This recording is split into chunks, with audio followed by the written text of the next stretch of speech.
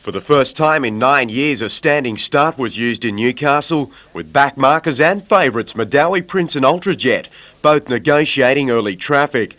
Keith McDeed on Madawi Prince was 1 out, 1 back for the majority of the race, while Ultrajet's sustained run began 1,000 metres from home.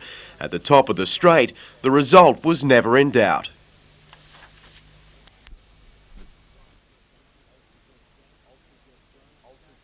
Ultrajet's run smashed the track record by almost 3 seconds, while the mile rate was a world record for a standing start. Meantime, a meeting of the Hunter and District Greyhound Association has overwhelmingly supported a recommendation from the Greyhound Control Board to return to racing at Beaumont Park. The group voted to lift all boycotts over a reduction in prize money and continue talks with the Newcastle Jockey Club. The NJC's board meets tomorrow night and will discuss Beaumont Park's future.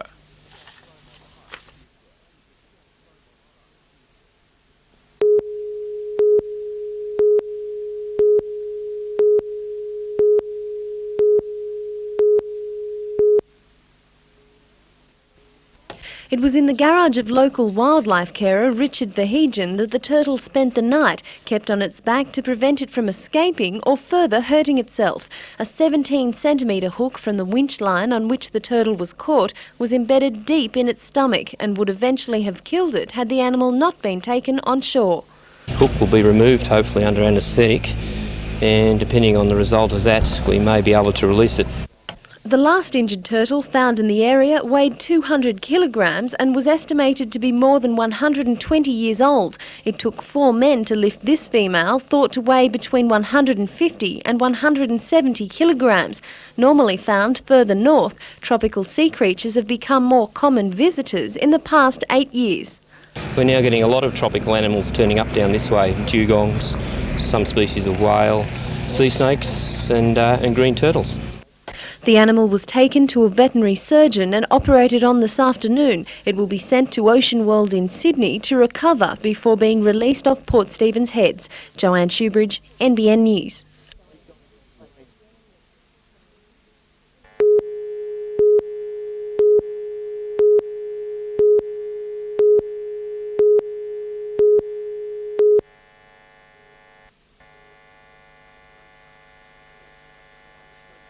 After such an outstanding season in 1994, and with just a year to run on his existing contract, several clubs, including Manly, were intent on gaining Matthew John's services in 1996.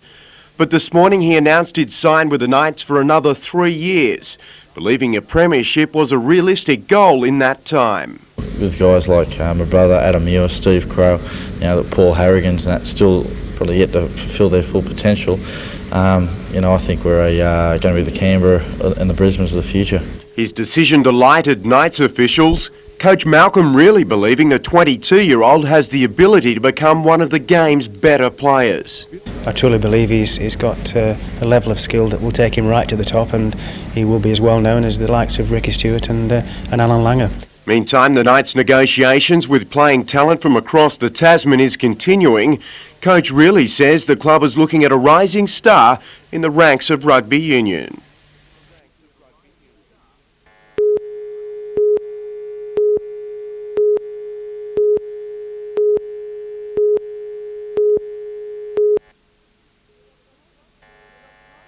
In October 1993, the naked body of 17-year-old Alison Newstead was found dumped off a track at Pelton. A medical examination failed to determine a cause of death, and despite extensive inquiries, police were not able to say how or why she died. Today, to help them with their inquiries, Police Minister Gary West announced a reward of up to $100,000. And if Alison died through means other than murder, a reward of up to $20,000 is being offered for information leading to the conviction of anyone involved in the concealment of her death or the disposal of her body. During a part-heard inquest, evidence was given to suggest Alison's death may have been related to the supply of amphetamines in the Cessnock area. Alison herself was not a drug user.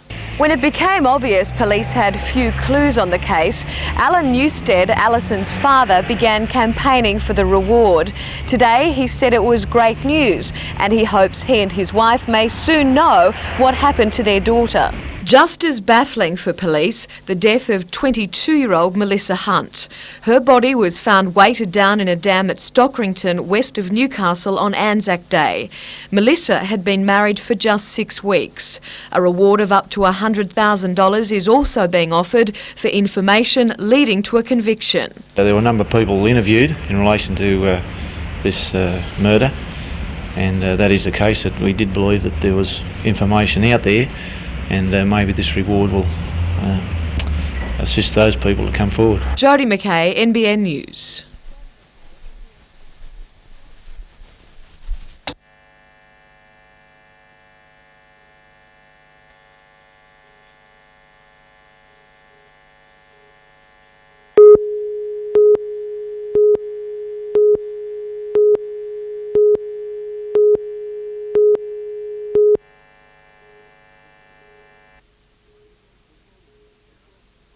The welcome sound and sight of Angel 2, the Hunter-based rescue helicopter.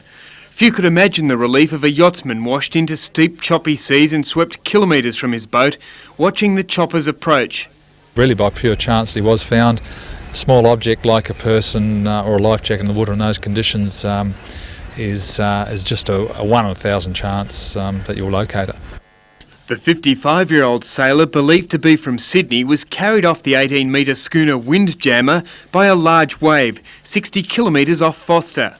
A big greenie just lifted him up, smashed him through all the safety lines, etc., and the yacht was very well provided, and a new yacht, top level, and smashed everything, and he went over the side. Those left on board, another man and a 4-year-old girl, managed to toss their crewmate a lifebuoy before losing sight of him. The oil tanker Era heard the mayday call and headed into the area. Miraculously, they spotted the survivor. Well, he first thought we were going to run him down, actually. But no, we spotted him, and well, naturally, he was rather pleased. The ship called in the helicopter, its crew plucking the yachtsman from the waves and lowering him onto the deck of the Era. Suffering no ill effects after more than 2 hours in rough seas, the sailor will finally be landed in Sydney. Meanwhile, the yacht Windjammer is making for Port Stephens. Andrew Lobb, NBN News.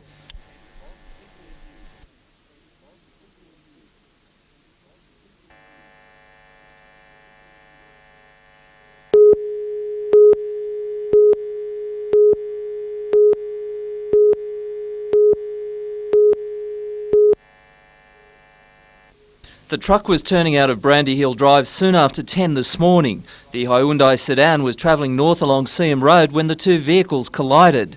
The sedan wedged in under the truck's cabin. The 68-year-old driver from Lambton was trapped for more than 40 minutes.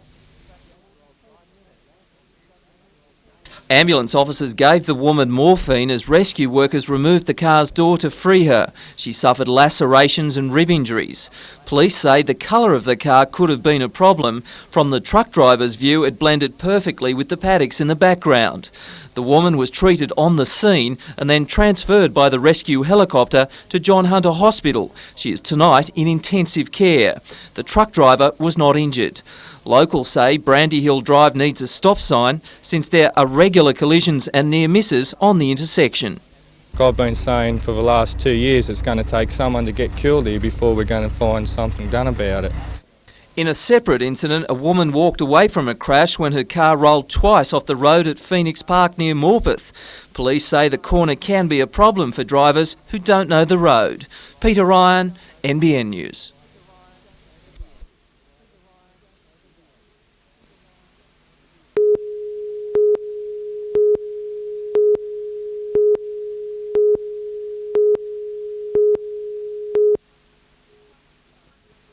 Four months ago, Council introduced the waste collection service as an interim measure until a waste transfer station is built.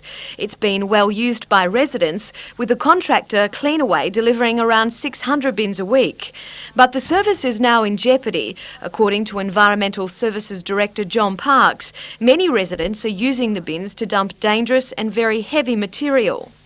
We're having problems with some residents placing car engine pieces, bricks, pavers, in some cases even railway line components in bins. Mr. Park says the contents of this bin is an example of what's not allowed. The bin is so heavy with concrete, the clean-away truck can't lift it. Apart from the damage the overflowing bins are causing to the company's vehicles, there's also concern that employees are being put at risk. Matters like petrol cans, old gas cylinders, pesticides and the like, because the dangers to staff and plant and ultimate disposal into the landfill sites are just clearly evident. If the situation doesn't improve, Council says the free service will be stopped. Jodie McKay, NBN News.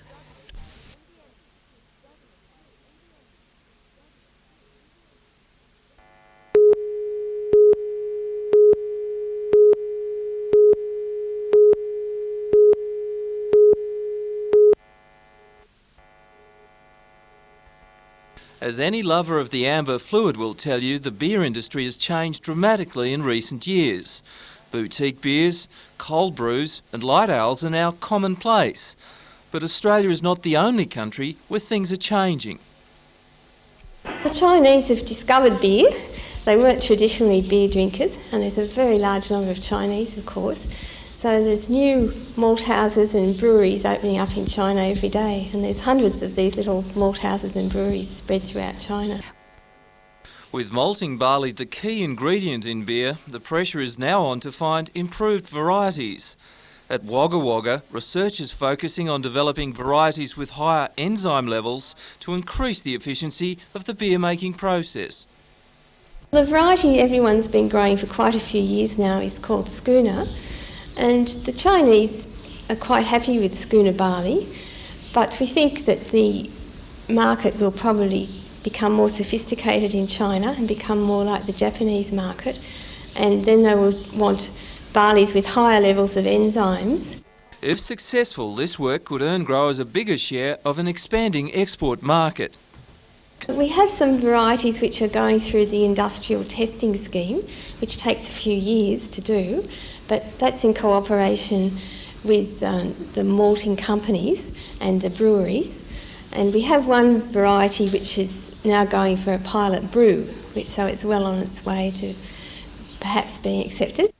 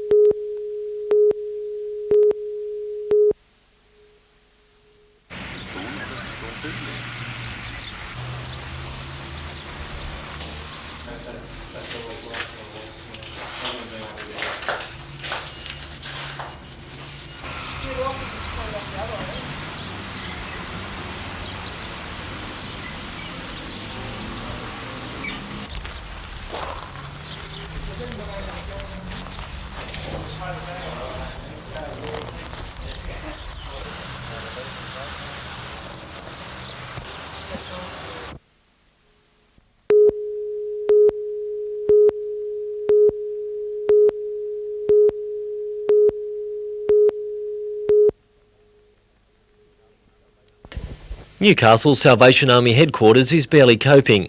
People continue to donate money and food, but demand far outweighs supply. It seems to be getting very desperate, in the fact that over the last week we've had 300 new clients. 500 hampers have already been sent, but more have to be made if some families are going to eat over the festive season. The bills are still coming in, and of course a lot of electricity, water rate bills and things like that have got to be paid before Christmas Day, and so they're paying those bills and then finding they haven't got the money to buy food and other essential items.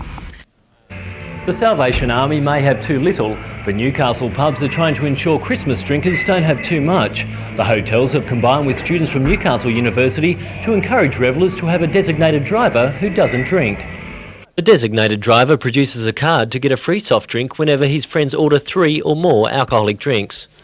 Basically, the idea behind it is to keep the driver sober and allow the rest of the people in the group to have a good night out without worrying about breaking the law.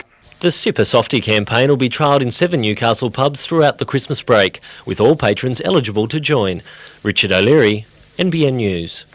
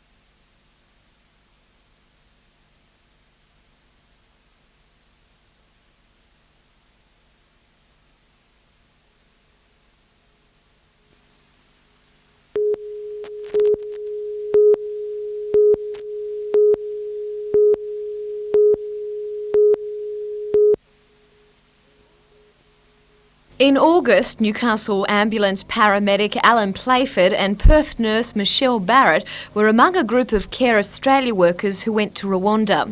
Alan established an ambulance service in the country. He's home again, but Michelle remains, caring for more than 1,200 orphans. Today, they caught up with each other by phone at NBN.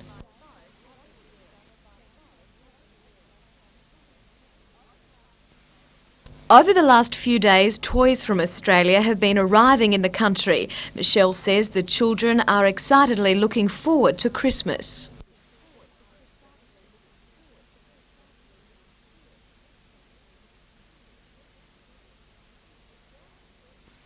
Michelle and 32 other Australian care workers in Rwanda will be working Christmas Day, making it a time they'll never forget, complete with Australian-made plum pudding.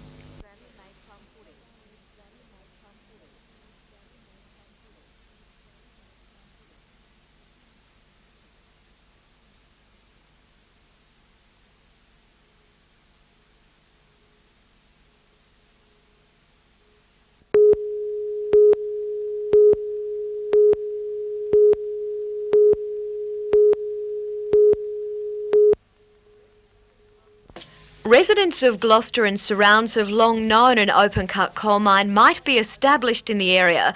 The proposal has been on the drawing board for 15 years.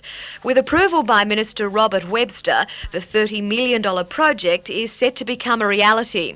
In the new year, a coal preparation plant and rail loading facility will be built on land at Stratford, just south of Gloucester, by Perth-based company Centenary International Mining. The production of coal should be well underway by September. The main deposit that we're focusing on is 25 million tonnes of raw coal, and we'll mine that over a 14 to 15 year life. While today's announcement has been more than welcomed by the company behind the proposal, it's also good news for the town. The mine will generate around 100 jobs in the construction phase and another 75 when it's producing coal. If it creates jobs for the town people, it'll be good, because I mean there's a lot of people around town that's unemployed. I think it's terrific for the town. We need some sort of industry here to keep the town going, otherwise it will die, especially with these droughts on. That sentiment is also echoed by Gloucester Council. Any other development that spins off this we'll accept gladly. Jodie McKay, NBN News.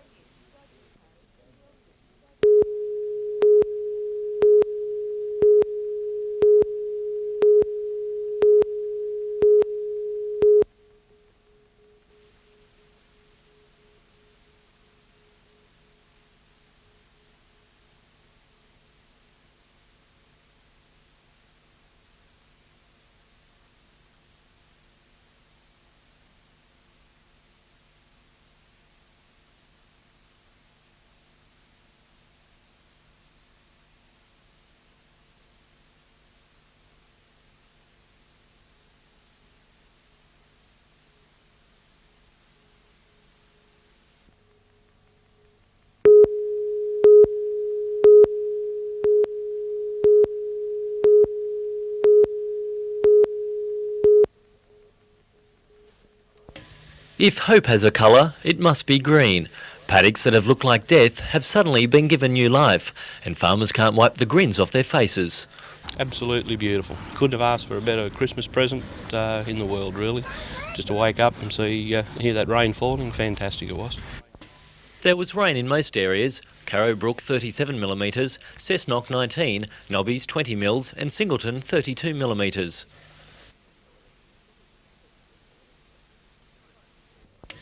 Despite the falls, most farmers are still hand-feeding their stock, although the much-needed moisture will allow fodder crops to be planted. Most of the region still remains drought declared, but the rain has provided more than just water for crops. It's given hope at a time when there was very little left.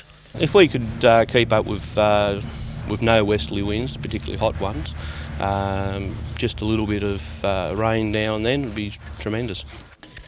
Richard O'Leary, NBN News.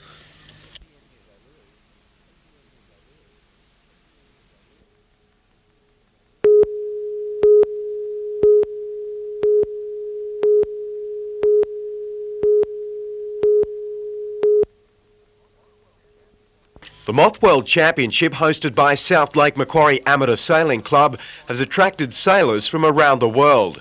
Today, many of them began settling in on the shores of Lake Macquarie following the arrival of their craft, including defending world champion Toby Collier's skiff from England. It's the first world title the club has hosted, the event the highlight of 3 different championships over the next 2 weeks. The Australian titles are run first with the pre-Worlds, and then the Worlds start on the 31st of January. A dynamic craft, the single-hull Moth is just under 4 metres in length and 2.5 metres in width, with design and preparation off the water giving some a major advantage on the water. Just looking around at the boats here, you can see there's a lot of different designs, and people are always trying something new. There'll undoubtedly be some sort of revolutionary boats coming up here. They may or may not go well. If they go well, next year we'll see more of them. It'll be a busy 2 weeks on Lake Macquarie, with the NACRA 5.8 metre national and world titles due to start on Friday, continuing till January the 14th.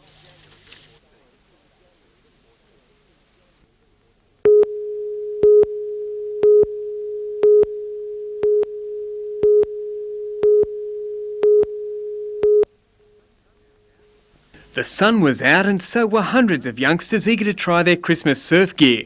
It's had everybody locked up, the rainy weather, and now the sun's out and the southerly's gone. It's a beautiful day, so it'll be a long up day, I think.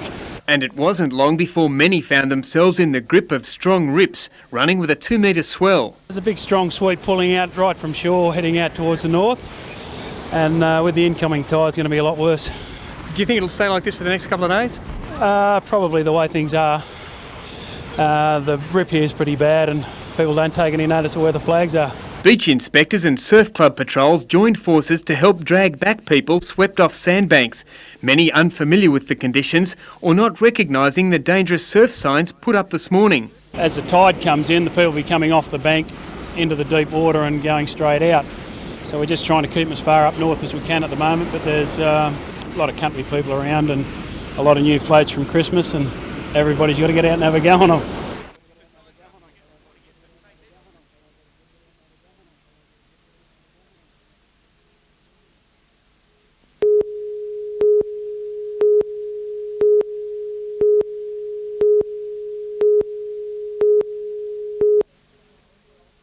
"17-year-old Foster resident Martin Saxby had to undergo a rigorous fitness test to win the appointment patrolling Foster Beach.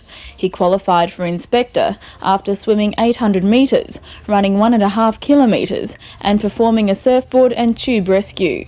It was pretty hard to get it. There was about 6 or 7 locals that went for the job, and there was 2 people that picked. The Great Lakes Council employed the beach inspectors to reduce the risk of casualties over the Christmas-New Year period. Tourists and locals took advantage of the public holiday to visit Foster Main Beach today, but the busiest day of the year can also be the most dangerous. Oh yeah, with all the crowds and that, you've got to watch everywhere. You've got to have people all along the beaches watching out. Together with inspectors at nearby 1 Mile, Blackhead and Diamond Beaches, Martin will be on duty from 9 to 5 weekdays. With the help of local surf club members, the inspectors will be patrolling the beaches until the 27th of January. Tracy Walsh, NBN News.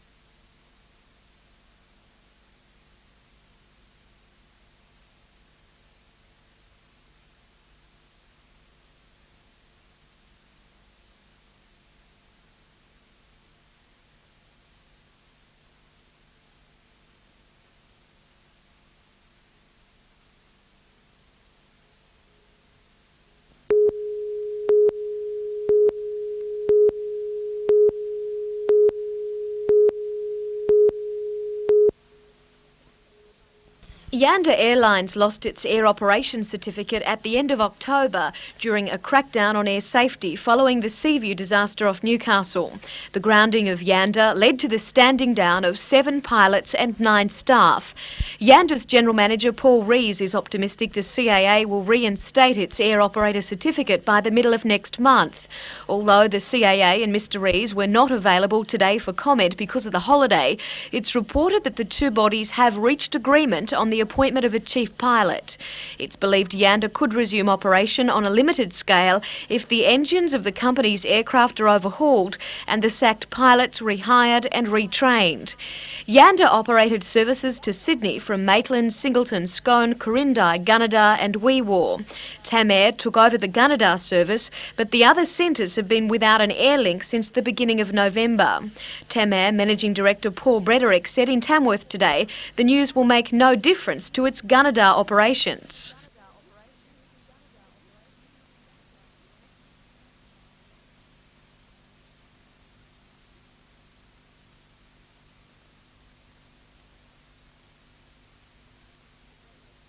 Mr Brederick says he does not believe the market is big enough for 2 airlines. I think it really can only viably sustain one airline.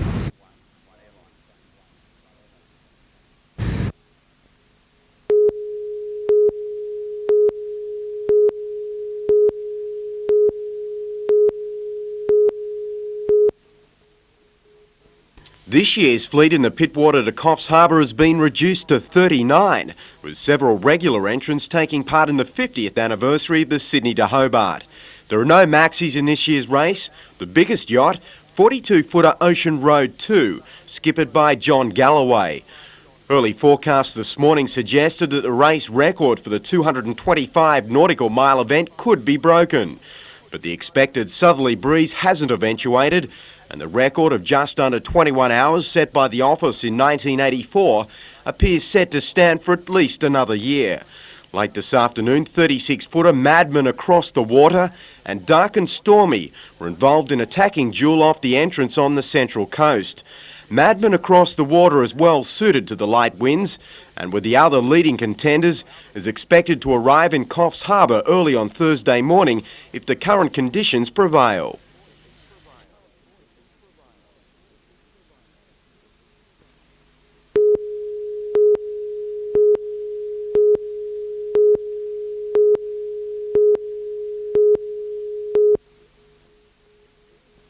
There's barely a monument, statue or slab of sandstone that stonemason Gunter Vergens hasn't worked on in the last 10 years that he hasn't had to go back and repair because of vandalism. Oh, that makes me very, very sad to see work which is mostly financed by the taxpayer, to see this kind of work vandalised or destroyed. Often he repairs the damage at no cost to council. Today he was fixing the Merchant Mariners Memorial on the foreshore. But against his efforts are dozens of senseless attacks, chipping away at the attempts to make the city a better place and to honour its forebears. The latest destruction came to Stockton's War Memorial Park, where Norfolk Island pines were smashed to the ground. Deputy Mayor Frank Rigby would like to see a reward offered to bring in those responsible, and he's not alone in his anger. The council should introduce a law which would fine offenders accordingly.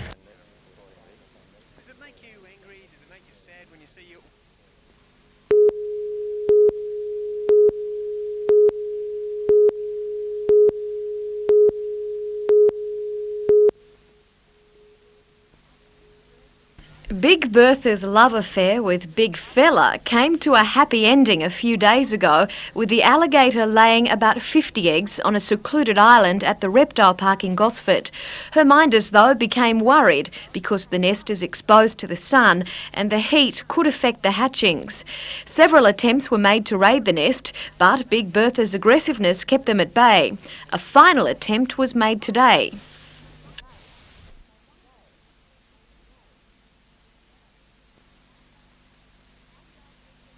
And after some anxious moments between man and beast, the operation succeeded without loss of skin or limb.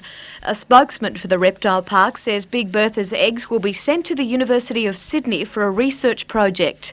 Big Bertha, the American equivalent to our crocodile, has been at the park since she was a hatchling in 1967. Each Christmas she lays a batch of eggs to ensure a good stock of her species at the park.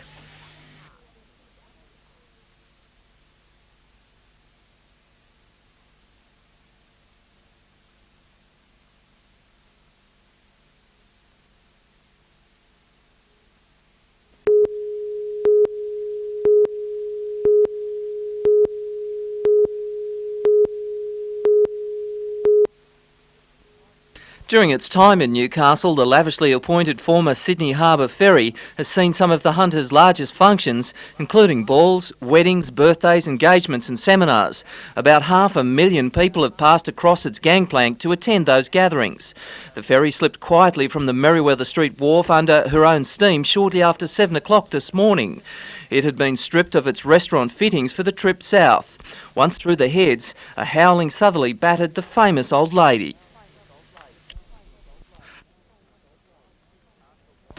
After a wild trip down the coast, the South Stain steamed into Sydney Harbour 20 minutes ago, nearly 4 hours behind schedule.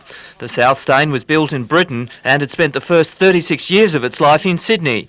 The vessel's owner, Brian McDermott, says the old ferry will undergo a major refit at the James Craig berth before beginning a charter for Darling Harbour and the Australian Olympic Committee. It will be used as an information centre for the Games. Mr McDermott says the ferry will return to Newcastle, where he'd like it to be a part of the Honeysuckle project.